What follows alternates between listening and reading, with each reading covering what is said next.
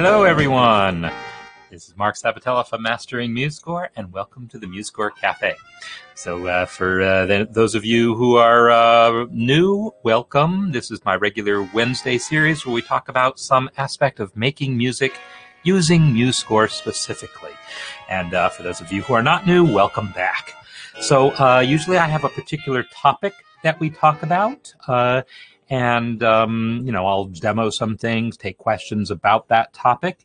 And next week is the first week of the month, so it'll be the Ask Me Anything session where I'll take questions on really any subject and won't have anything planned as a topic, so it'll just be about asking questions. But today we got to focus here on beams.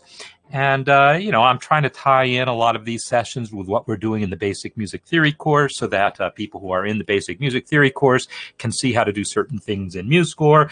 But I expect that this information, this kind of stuff should be useful to just about anyone.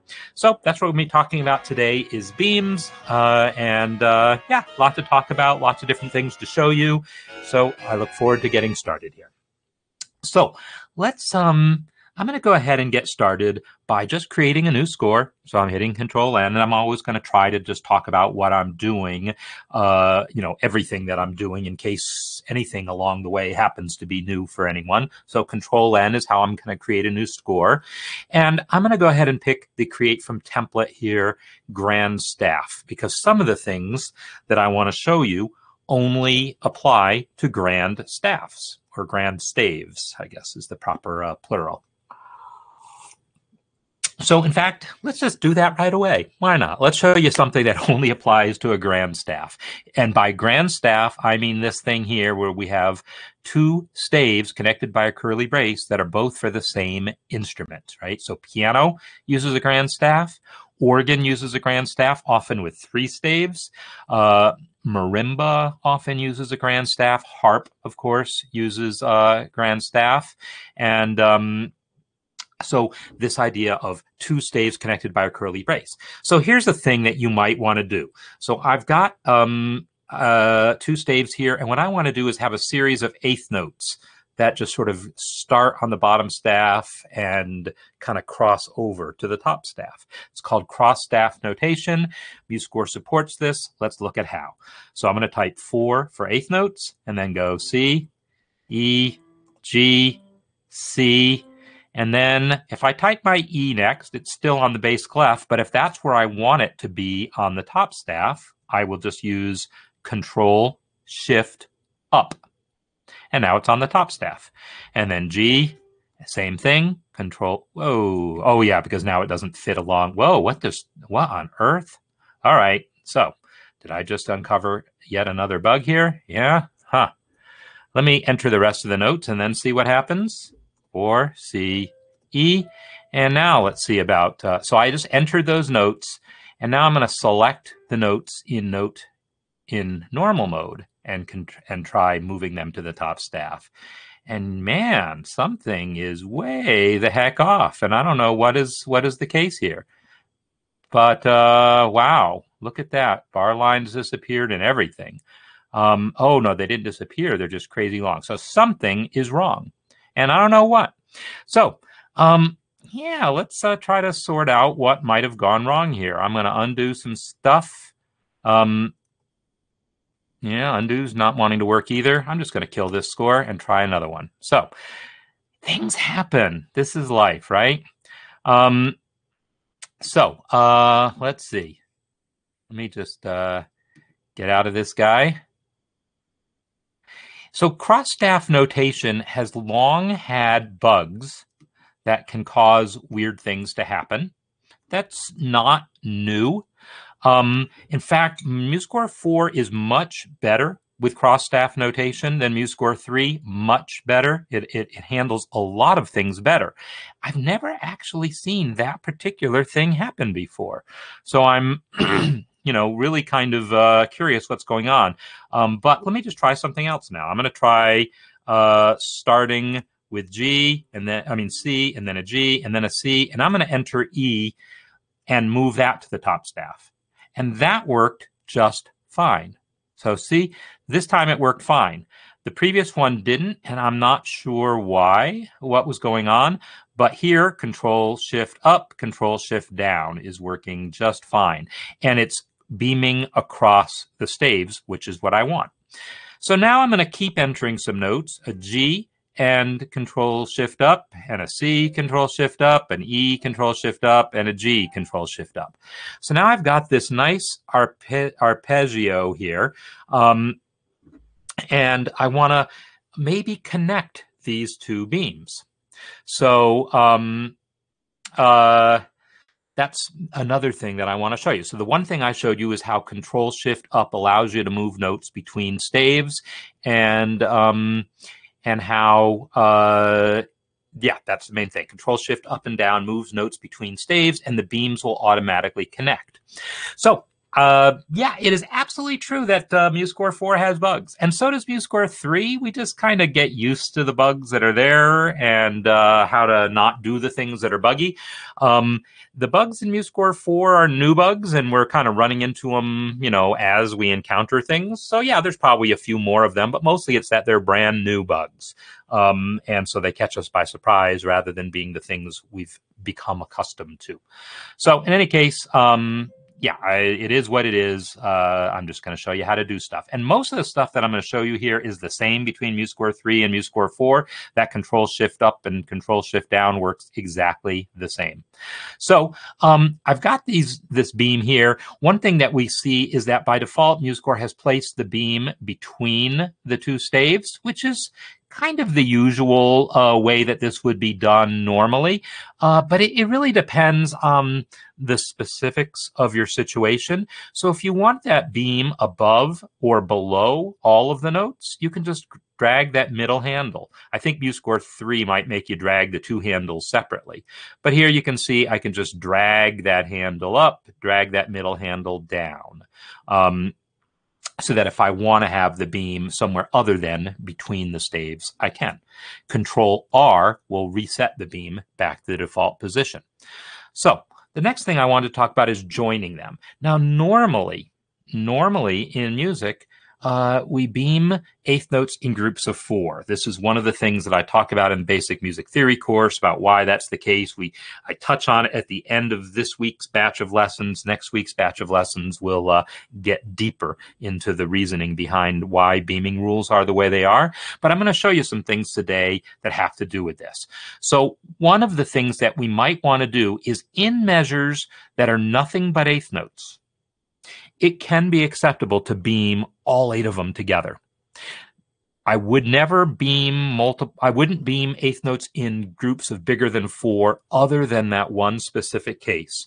The specific case of a measure that's nothing but eighth notes. And even then, you don't do it normally anymore. It was commonly done that way, say in the 1800s, but isn't done that way today very often.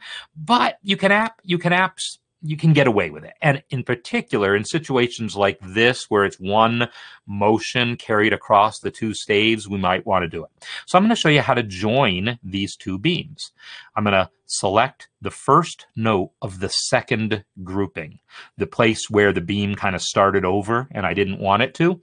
And now I'll show you how to do it in a way that works for both MuseScore 3 and 4. And then I'll show you that MuseScore 4 has additional ways. In the palettes, there is a beam properties palette that is present, but not by default. I'm in the default workspace, and the beam properties palette isn't here. And that's the case in MuseScore 3 as well. You'd have to add it or switch to the advanced workspace. So I'm going to click Add Palettes and find the beam properties palette and add it. And now that I've added it, it's here in my workspace. And now I can open it, and I can select that note, and now select the appropriate icon here. This one says Join Beams. When I click that, the beams join. And now we have this long series of eighth notes. So the Join Beams icon, you take a note that currently is starting a new beam, and if you click the Join Beams icon, it will look backwards and say, hey, if there's anyone to my left that wants to join up, go for it. So that's how it happens. And yes, regarding the rest, Scott, you're absolutely right that normally if I was adding notes in the right-hand staff directly, if I'm adding notes to the top staff directly, see, like that, the rests, automatically handle themselves. It's because I added notes to the bottom staff, and that's fine. I added notes to the bottom staff and then used Control-Shift-Up to move it to the top staff. The rest remains so that you can still have notes in that top staff. Now, you might want to fiddle with the stem directions and all to get things working the way you want. Like I might want to flip that stem up. Maybe that one too, maybe not these, depending on whatever else is going on. So when you're using this cross-staff notation, your two staves, these notes, this note still belongs to the bottom staff. So it ate the rest. Notice that first quarter rest is gone. It eats the rest on the staff to which it truly belongs, which is the bottom staff, but the rests on the top staff, on the other staff, remain. Hopefully that makes some sense. So, cross-staff notation is a thing. And, and as far as the how common it is to beam all eighth notes together, I would say not very. I have seen it in some editions of like Bach's and like 18th century Bach editions. I've seen it and things like that, but not very often. But it definitely could be the case that you might have reasons to do that. Now, another reason why you might want to do it is something else I'm going to show you in a second. So Bob is asking about, yes, the notes in the top staff still belong. These notes still belong to the bottom staff. In fact, if we look down at the status bar here, you can see it says it's staff 2. This note here, G, belongs to staff 2. When I hit that Control-Shift-Up, it moves it visually to the top staff, but it still belongs to the bottom staff. And that's how you're able to do things like beam across them. So there you go. So why did I start with escape? Is a good question. Escape is how you get out of node input mode and get back to normal mode, or how you unselect things. It's how you kind of get back to a clean starting place. So I often just hit escape just to make sure I know where I am. So I'm always at this sort of basic starting place of being in normal mode with nothing selected. So that's why I'm hitting escape, is to get out of node input mode before doing something else, if I'm doing something that that requires me not to be in node input mode. All right, so I'm showing you how to join things here, and I showed you that it's here on the beam properties palette. I'm going to go ahead and remove that palette again. So I actually just select the palette and hit delete, and now that palette is gone. I want to show you how else you can get to those controls. One would be to go to View, Master Palette, and then you'll find all the same palettes here as well. So there's all those same palettes. And so you can, if you need a symbol just for now, but you don't think you're going to use it a lot, you don't have to add it to your normal set here. You can access it from the master palette. In MuseScore 4, and that's also true in MuseScore 3. In MuseScore 4, there's a new way of doing this also, just by going to the properties panel here, which would have been the inspector in MuseScore 3. And in the properties panel, I have all those same controls here, the same controls over beaming. So I'm now going to reset that beam. And if I have that beam selected and then go to Format, Reset Beams, I think that's going to set it back to auto, but I can't remember. Let's find out. I think it doesn't. I guess it only resets the position. So I'm going to set it to auto here, just by clicking the auto button. So now I'm back to 4/8 notes per measure. Well, what if I mean 4/8 notes per beam? What if you only want 2/8 notes per beam? That also was a common style in the 19th century, say. I'm over generalizing when I talk about which centuries people did what, but to some extent this is true. In the 19th century, you would often see eighth notes beamed in groups of 2. So if I want that to happen, I need to break a beam. So I'm going to select this C here where I want that beam broken. And then here in, I don't want to select, I select the C. And then in properties here where it says beam, I can now click it and pick this one that says break beam left.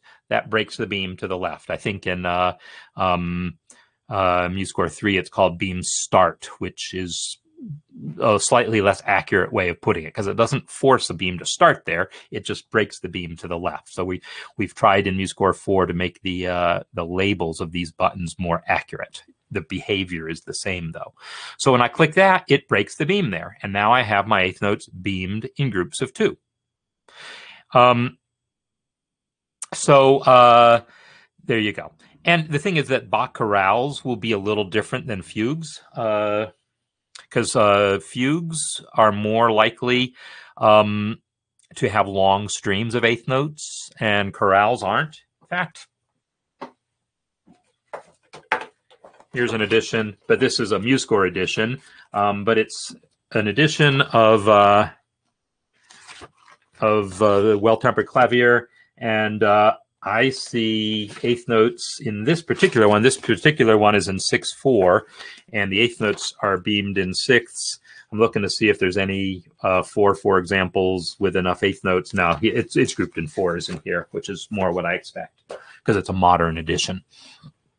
In any case, there are decisions to make about how you beam things. What I would say is the rules that MuseScore applies by default are mostly what most editors do normally. So I'm showing you how to override things, but I haven't really talked about why you might want to override them. They're more just, these are things you can do. When I'm done with this little bit, I'll talk a little more about the why. That gets more into the theory aspect of it. So I've showed you how to break that beam, but notice I said I want to break. I have my beams I wanted my beams in groups of 2, and so I broke that beam, and then I can also select this note and break beam left there. But I'm having to do that kind of one measure at a time, right? And N absolutely gets you out of note input mode just like escape does, absolutely. So I'm having to do that one at a time. Well, if you don't want to do that one at a time because you want your entire score, groups of 2, we're going to do that by clicking the time signature and then going to time signature properties, which you can get here in the properties panel, or you can right-click the 4/4 and say time signature properties. Then you're going to get kind of a version of that same kind of set of controls, but you can see now that it's showing you the entire 4/4 measure here. And now all I have to do is click a note to either join it. Like if I wanted all my eighth notes beamed in 8s, I could click that. And when I do that and hit OK, you'll see that that measure is now beamed all together. The one that I broke manually remains broken manually, but the ones that were at the default settings now is a group of 8. That's probably not really what I want, but if you wanted to, you can. So if you click a beam if you click a note that's not currently joined, when you click it, it joins it. And then you click it again, it breaks it. So I can break this up into groups of 2s now. And now I have my eighth notes grouped in 2s. And you can also control how your 16ths are beamed and how your 32nds are beamed here. So if I hit OK now, we'll see that that measure suddenly becomes all groups in 2s.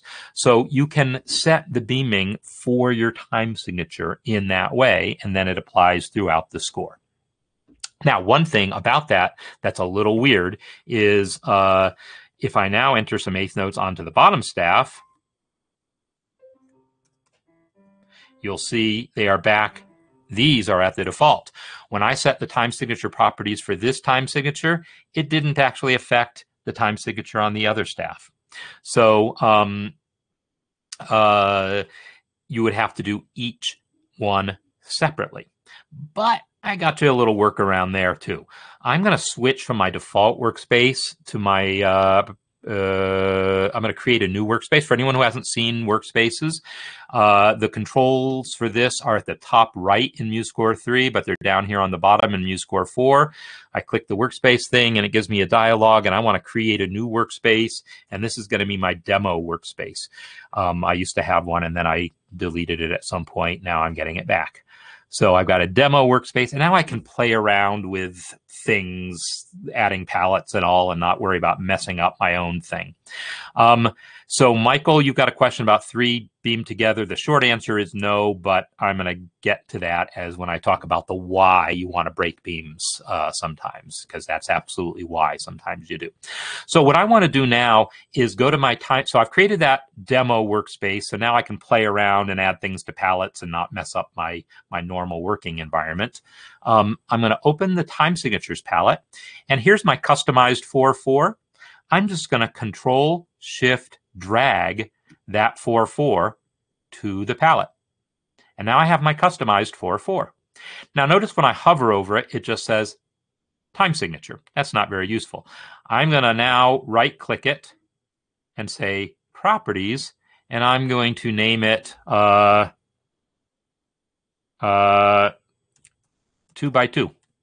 Because that's what it is. I don't know. I'm just calling it something clever, so that I've still got my original 4/4 in the palette, but now I have my 2x2 also. And now all I have to do is drag that time signature to the score, and now everything is 2x2. So if you want that 4/4 beamed in 2s, do it for one staff, then Control Shift drag it to your time signature, and now you can just apply that to your score here and apply it to other scores, and your scores will be beamed in 2s. So that's a bit about beaming in how to break and join beams. There were other options there for beaming that I'm going to come to in a little bit. The other options mostly have to do with 30-second notes, so we'll talk about those later. But first, I got to address Michael's very excellent observation here. I want to show you 2 cases that are, one of them's a little controversial, the other one's not controversial at all. I'm going to enter an 1/8 rest, followed by 3/8 notes. You know what? I now have, because I've got that special 4/4 here, it's doing the special thing. So I don't want that. I want to go back to the regular 4/4. So I'm going to just drag in the regular 4/4. So I got my regular 4/4 here, and it's trying to beam these in groups of 4. And the first one happens to be a rest, but it's like, yeah, that's okay. I'll beam the rest of them for you. And now I'll enter some more 1/8 notes here.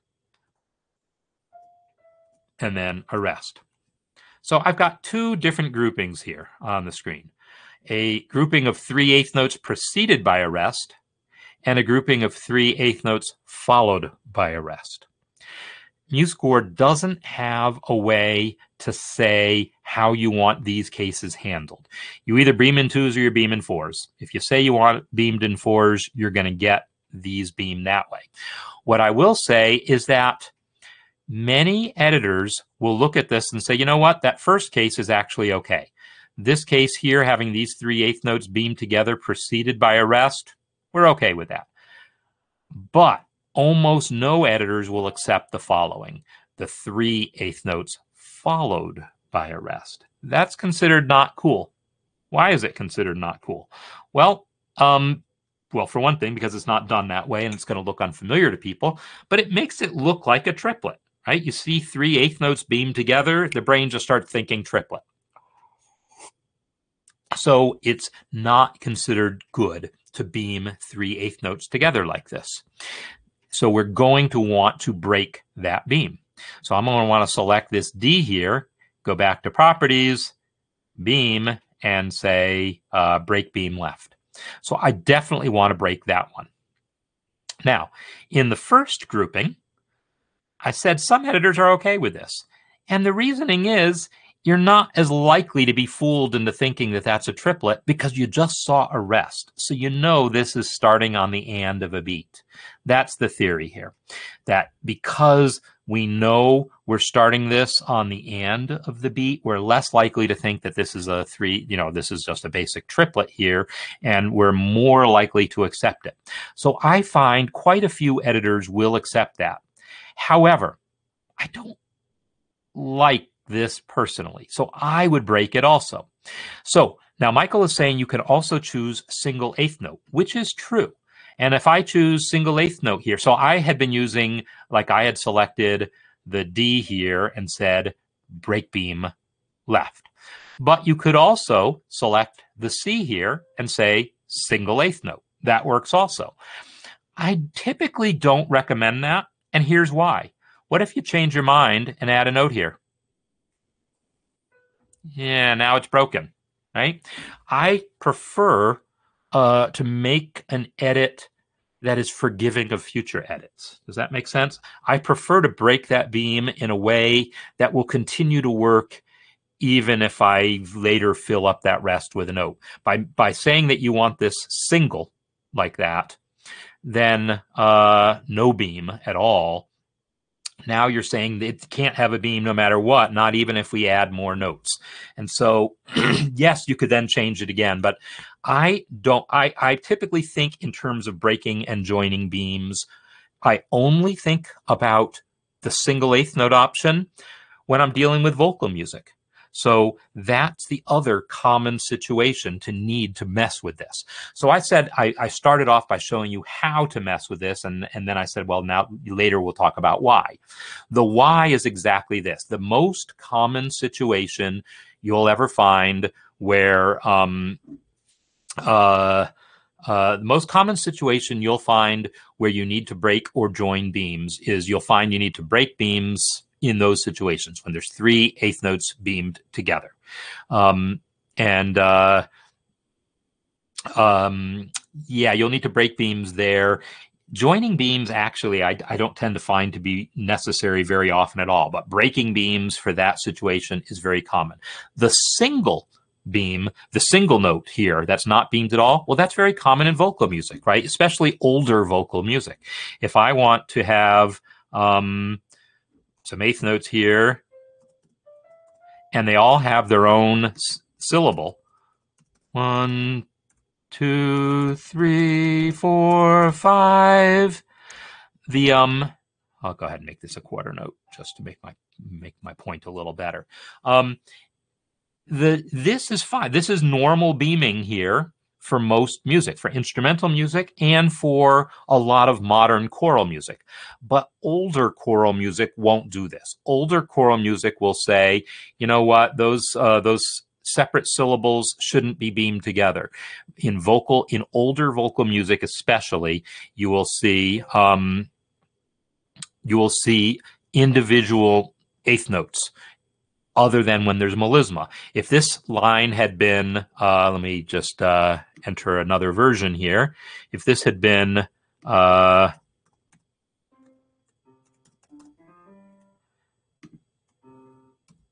six, like that, then it's okay to beam them all like that. And again, I'll make that guy a quarter note just because I don't want to see flags yet. So this is everyone would do this. 6, assuming you're going to use that lyric there, you definitely beam the melisma, the multiple notes on the same syllable.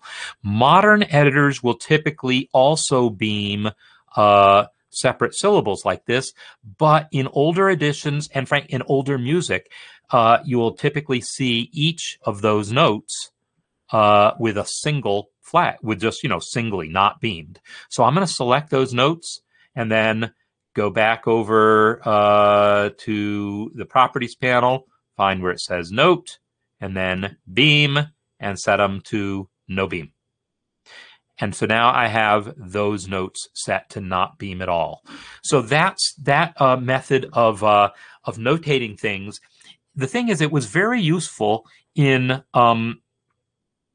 times when melismas were maybe more common than they are now, longer melismas. Also, it was more common to see this notation in music that's rhythmically simpler. A lot of modern music, by which I mean jazz and funk and pop and things like this, but also Stravinsky and other modern classical composers, you're going to have a lot more syncopation. You're going to have a lot more complexities in your rhythms. The nice thing about eighth notes grouped in fours like this is it makes it really obvious where beat 3 is. We can just look at the thing and see, oh, there's beat 3. And so you can recognize big patterns. And this is all, in tomorrow's masterclass is what I'm going to be talking about a lot, is this idea of these patterns in rhythm that we learn to recognize. A group of 4/8 notes isn't just 4/8 notes. It's literally 1 and 2 and, or 3 and 4 and. That's the only situations where you ever see 4/8 notes normally. It's 1 and 2 and, or 3 and 4 and. You won't see 4/8 notes grouped together that are and 3 or whatever, and 3 and 4. It's always starting on a beat, and it's either starting on 1 or 3, starting on an odd numbered beat. Anytime you see 4/8 notes beamed together, it's on an odd numbered beat that it starts. So that's the advantage of this beaming style here, where we're beaming in groups of 4, is that even if you've never been taught that group of eighth notes means it starts on the beat, your brain goes there because this is how you've seen it all the time. And you're going to typically, when you see a group of 4/8 notes, you're going to play or sing it starting on a beat, because that's what happens. That's how we normally process music, until you sit down and sort through everything else that's going on to realize, oh my gosh, that doesn't really start on a beat. It starts on the and or whatever. This grouping of 4/8 notes starting on the beat is going to be our natural assumption. And so it really makes reading rhythms a lot simpler because now we're just looking at the overall pattern here, not having to count every single note to figure out what beat it's on. Unfortunately, when you get rid of the beams like this, suddenly that's not possible anymore. Without the beams, now you don't have beams to help you sort out the rhythm. So it's only feasible for music that's relatively simple rhythmically. And by relatively simple, I mean music that's in a clear meter and doesn't have a lot of syncopation. In like Renaissance and earlier music, you'd have no meter at all, and so this beam grouping stuff wouldn't have helped anyhow. But in most classical music or most pop or most whatever, it's going to be the case that these beams are going to help us a lot. So this is basically the only situation where you would normally need to set a note to no beam, is vocal music, basically, when you're going for that older style. So as long as we're talking about that aspect of beaming, I want to talk about the other things on that beam palette. And to talk about this, I need some 30-second notes. So I'm going to get me some 30-second notes here. And that's 2. And then I go down here. So this is the default for 30-second notes. And what I want to observe about this is, notice they are beamed also in groups of 4.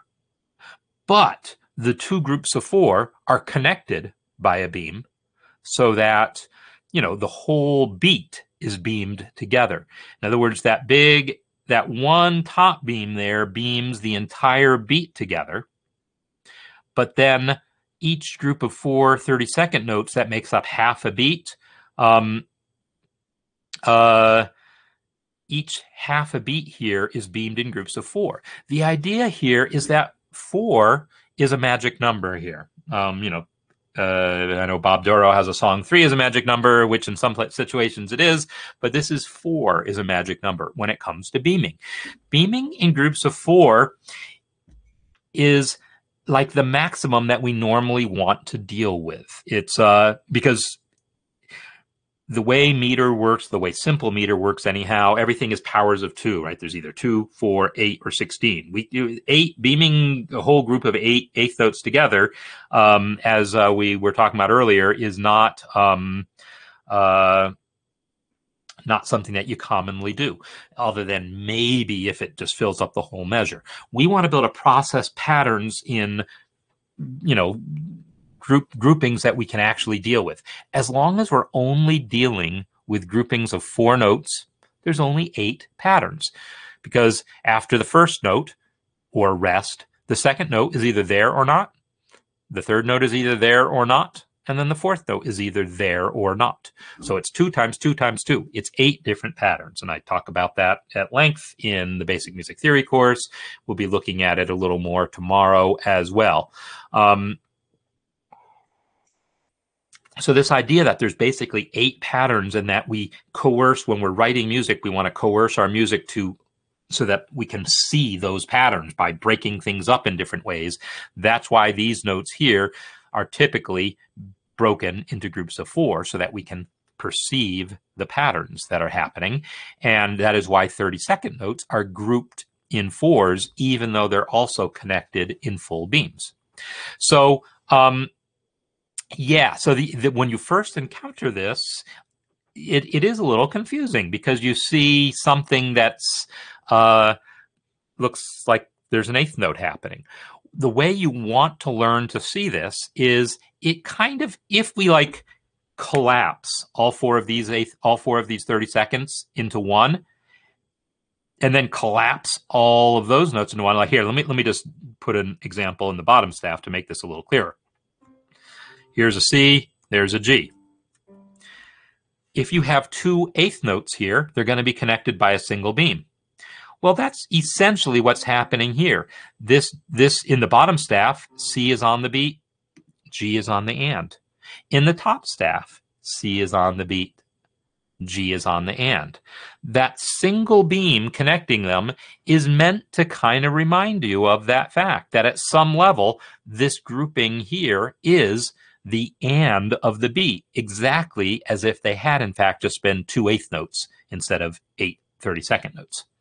So it is a lot of things about music notation are just sort of weird things that people settled on. And, if I had a time machine, I would really, really try to talk people out of having made those decisions. But this one is actually a pretty good decision here to say, hey, let's go ahead and use this single beam to connect the 2 groupings of 32nd notes, because in doing that, you end up seeing them as basically 2 8th notes, which it kind of is. So there's that. But what about 64th notes? I'm going to now type 1 for 64th notes and enter some of them.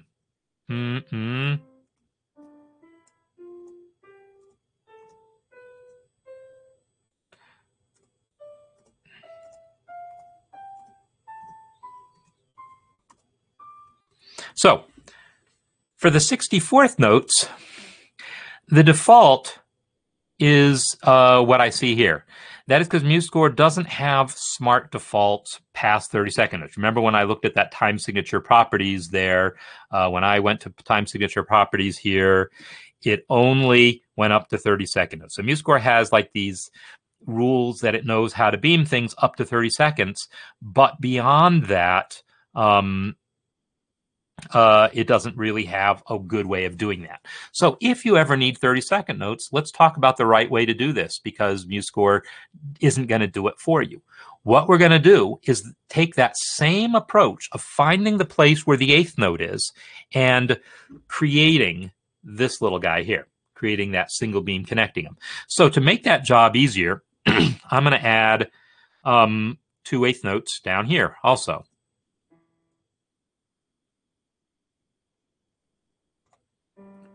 So I can see from this that it's this D here that starts the second grouping.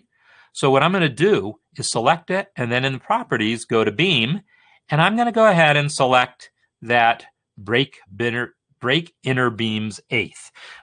Here's another one of those cases where MuseScore 3 names it something very confusing. I feel like this is a very descriptive term. I want to break the inner beams and leave an 8th note.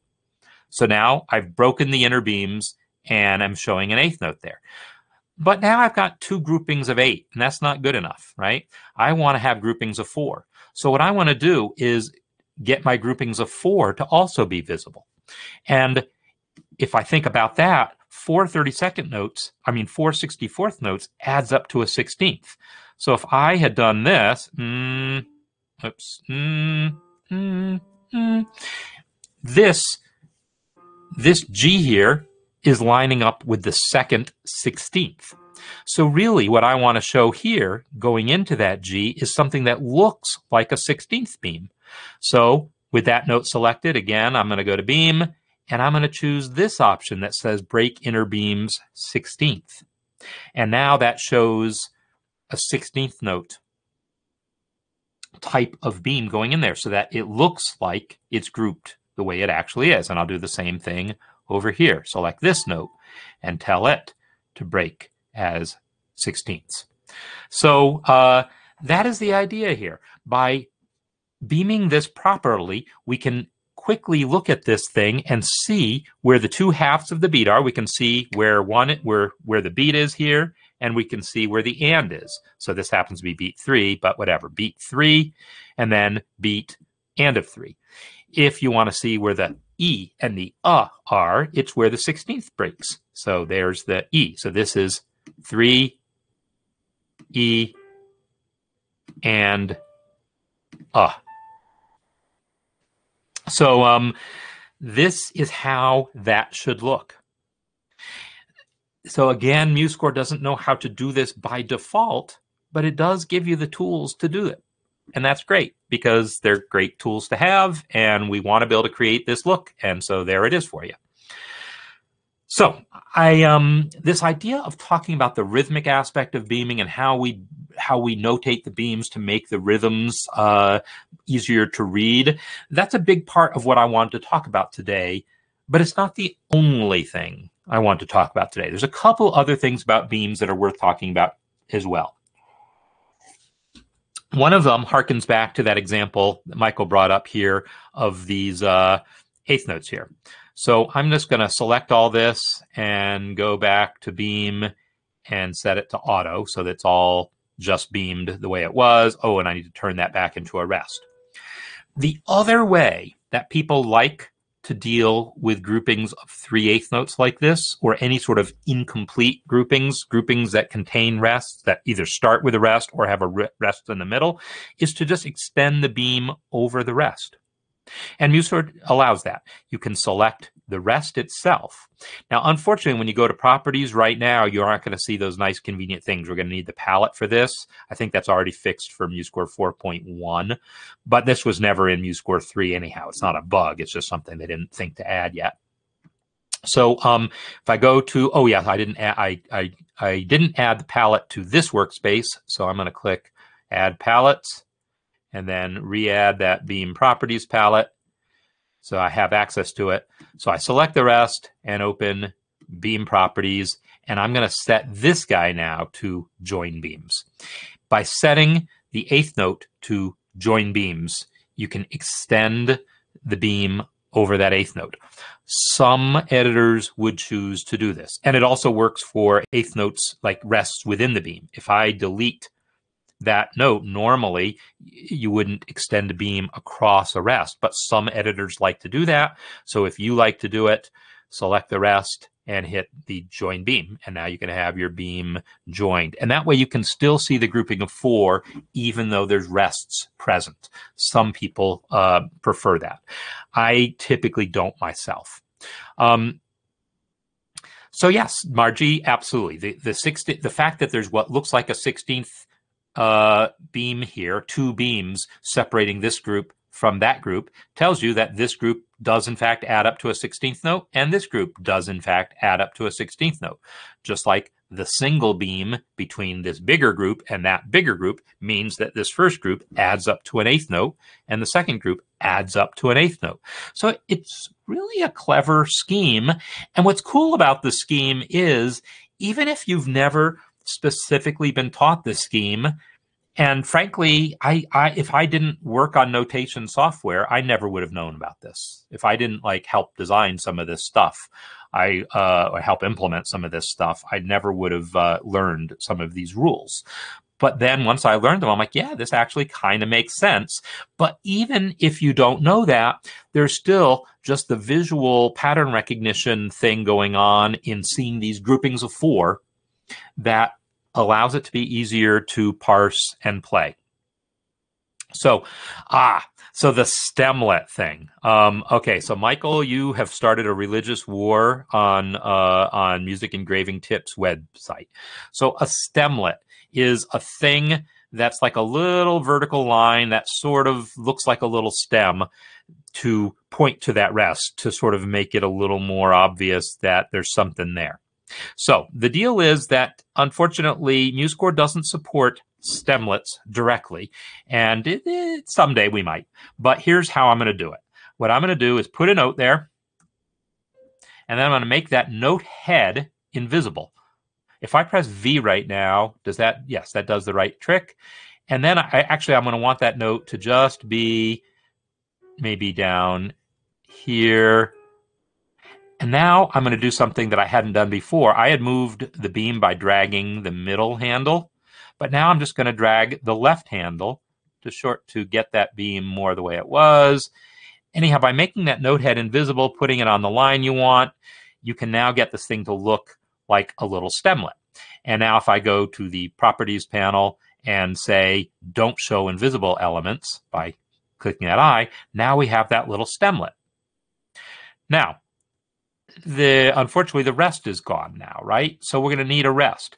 You can either put a rest in another voice, or you can do what I'm going to do here. I'm going to add a symbol because, I don't know, I feel like it. So I'm going to show the invisible elements again, and I'm going to click this guy and first turn off play so it doesn't play. And then I'm going to go to View, not View, View, Master Palette, and then Symbols.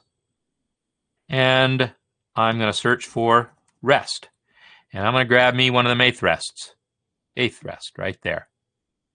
Now I've got myself a picture of an eighth rest, which if I go to edit mode by pressing F2, I can now move this guy into the proper position. And maybe I need to fine tune that a little bit. It's a different font. That symbol font this symbol is coming from a different font. It's coming from Bravura, I think, as opposed to the font I'm actually in. But you get the idea. I can position this rest as a symbol. So since I'm not crazy about how that's showing up, I'm going to delete it.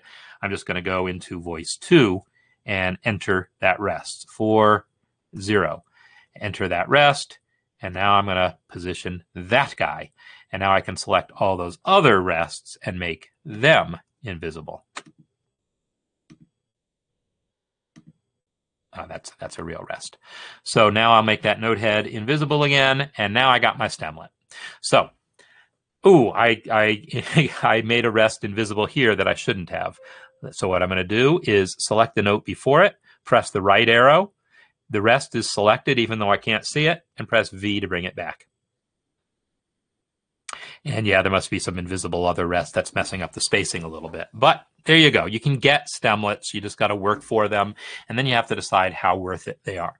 The thing is, there are some composers, again, when I mentioned how as rhythms get more complicated, devices like how we beam things become more important in helping us understand the rhythms. As rhythms get more complicated still, tricks like stemlets can be useful. So composers who do highly complex rhythmic music, percussion ensemble musics that are really complex rhythmically, often like to use these stemlets right here. Yeah, they are a thing. Someday, I'm sure they will be supported more directly. But right now, they are a controversial thing because, like, if you go to the Music Engraving Tips Facebook group, which I know, Michael, you're a member of, there are religious wars fought over silly topics there, and stemlets are probably the biggest one. There's like I think there's even in the FAQ for the group, I think there's even a thing, no stemlet discussions or something like that. I mean, it's just like a thing that they've just decided we're not going to talk about stemlets. Some people like them, some people hate them, and they have decided to just not fight that battle anymore. So anyhow, these are a bunch of things about beams. There's more that one could talk about regarding beams.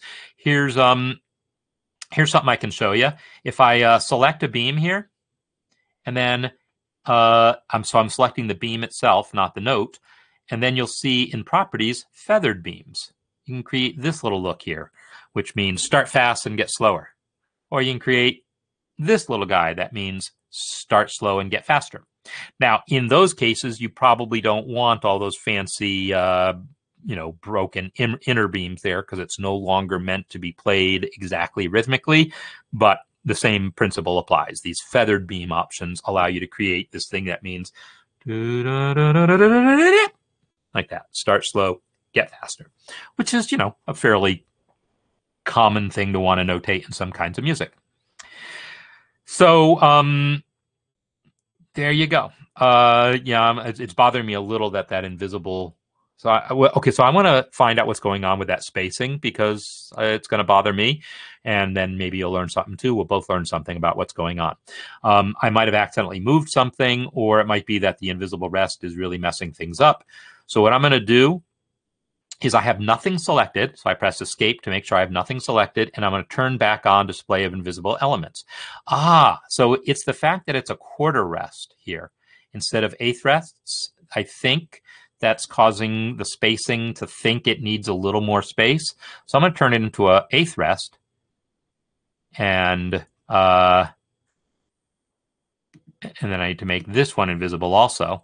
Oh, look at that. Making that rest invisible is actually what's causing it to add extra space. That's just a bug. So this sort of fine-tuning of spacing kind of stuff, I expect that those bugs, spacing in general is the single biggest improvement in MuseScore 4 compared to MuseScore 3. MuseScore 3 was way over generous in spacing. In other words, it put too much space between things, and to the point where you'd have measure to measure on the same system, eighth notes wouldn't be the same distance apart because it would have added all this extra space that wasn't needed. It does a lot of things really not correctly spacing wise, because the algorithm was designed by a software guy, not by an engraving expert. So a music engraving expert was hired to basically redesign the spacing algorithm for MuseScore 4, and then a programmer was hired to actually implement it. Actually, it's the other way around. He implemented it, and then they hired him. This guy, Michaela, awesome guy. Had fun hanging out with him in Belgium a couple months ago. So in any case, the spacing algorithm is hugely, hugely improved in MuseScore 4, as well as things like beam angles. These angles of these beams would have been way too steep in MuseScore 3, and you would have had to adjust them manually. In MuseScore 4, these beam angles are almost always correct by default. And so there is some subjectivity here, but they are more the way a professional engraver would do things, the somewhat flatter beams here and more consistent beaming. So beaming and spacing is way more consistent in MuseScore 4 than in 3, but they both have their little quirks of things that are funny, and it looks like that making of that rest invisible somehow triggered some sort of weird spacing thing here, because it's just, that's space doesn't belong there. But if I delete the rest, same story. Wow, that's so weird. Interesting. Yeah, I don't know what that's about, but that's something I'll have to look at right there. Oh, what's the other 3/8 beam together before a final eighth rest and really? Oh, really? I gotta look at that. Stephen. Okay, so here's behind bars. I got to see this. Page 153.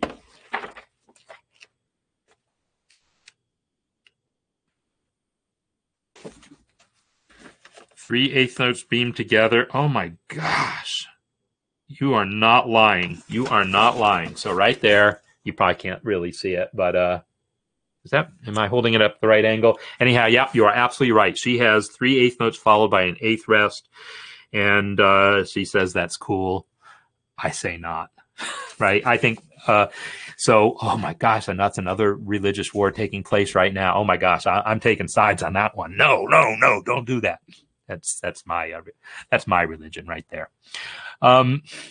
So anyhow, if anyone's got any other last minute questions about beams, I can try to address them here. But I've hit on all the important stuff. I should mention there's some additional style settings here. If you go to Format, Style, there's a beams section here, and you can set whether you want the beams to be normal distance or wide.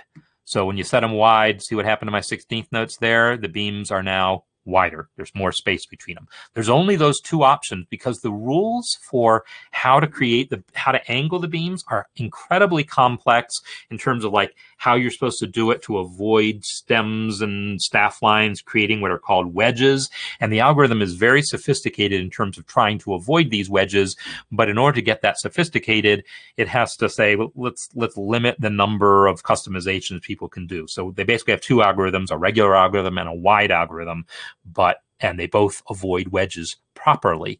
But if you allowed arbitrary amounts of space between the beams, you would get all sorts of problems. So you can also change the thickness of the beams. If I can make these beams thicker. Now the beams are getting thicker and thicker. And you can also control the length of broken beams. So broken beams are like if I have, let me just change one of these to a dotted eighth. That guy right there is the broken beam, the 16th, the little portion. So different beams in each voice. So that should work, right? I mean, so Rachel, if you've got a particular example that you can describe, that'd be great. But if I want to have, say, eighth notes that are, down an octave. Come on, down an octave. So in my first voice, I have them all beamed together. But in my second voice, because he's just singing and it's a he because it's a bass or a tenor, is singing a melisma. But my bass is singing syllables. Then it should work for me to select these four notes that the bass is singing and go to the beam property and set them to no beam. So that one beam has... one voice has the eighth notes that way, and the other voice has this way. So yeah, there you go. And Allison, Michael, absolutely good question, good answer. The triplet, yeah. So MuseScore, absolutely. If you create a triplet of three beamed eighth notes, so boom.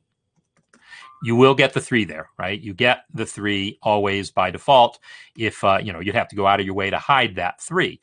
And so, yes, technically you wouldn't need to, it would be okay to have those three beamed eighth notes. So if I go back and call that 4 and then an E 4, the fact that there's no three there totally logically means it's not a triplet. But there's logic and there's reality when sight reading on stage, which happens all the time in pop and jazz. You hire musicians for a gig and, you don't meet them until the day of the gig and they don't see the music until the day of the gig. And there you are on a dark stage trying to sight read music. And every little bit helps in that context. There's also the fact that if you think about like classical music, like think about Moonlight Sonata. Right, all those, if you write that in 4/4, those are all triplets. Most editions of Moonlight Sonata are not going to put a 3 over every single one of those triplets. They write a triplet, they write the first measure with 3s, and then after that just say simile, or even just the first beat and then say simile. So then later on you encounter 3/8 notes in another context and you're like, oh crap, is this one of those simile? It's a triplet or not? And then suddenly you have to do math on calculating the length of the measure before you can even know if it's a triplet or not. So yeah, even outside the world of sight reading, that's still a situation in which it can be ambiguous until you do the math. And we don't want people to do math. We want people to recognize patterns. That's my overall goal here is making that point here, is that we're not in reading rhythms, we're not doing math, we are recognizing patterns. So that's what I want to talk about more tomorrow and next week probably as well. And on that note, I think we'll call this a session. So I still want to find out why I had that weird spacing thing that happened at the beginning, But for now, I'm not going to worry about it. I'm just going to thank everyone for being here. Thanks for the conversation. Thanks for the questions. And yeah, so much to learn about how music notation works, how MuseScore works, how different contexts, how different contexts make a difference, certain things that are different between classical and jazz and other styles, or between Renaissance music versus Baroque music, etc. There's so much to this subject, and that's why I can keep coming back here every week and find new things to talk about. So again, thanks. And I do want to kind of run down a little bit about what we're going to be dealing with tomorrow in the Music Masterclass, and next week we're talking about rhythm. So we'll be talking about issues like this idea of recognizing patterns. We'll talk about strategies for getting good at sight reading, and in particular, what I'm going to talk about in next week's. So this week's project, we're going on a scavenger hunt, right? Looking for the 8 rhythms in a particular Haydn string quartet.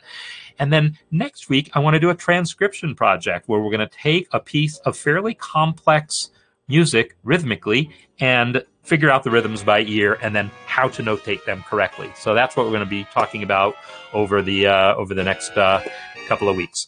So anyhow, see you all. Oh yeah, next week for this cafe will be the Ask Me Anything session. So have your questions ready, and I will see you then. Bye, everyone.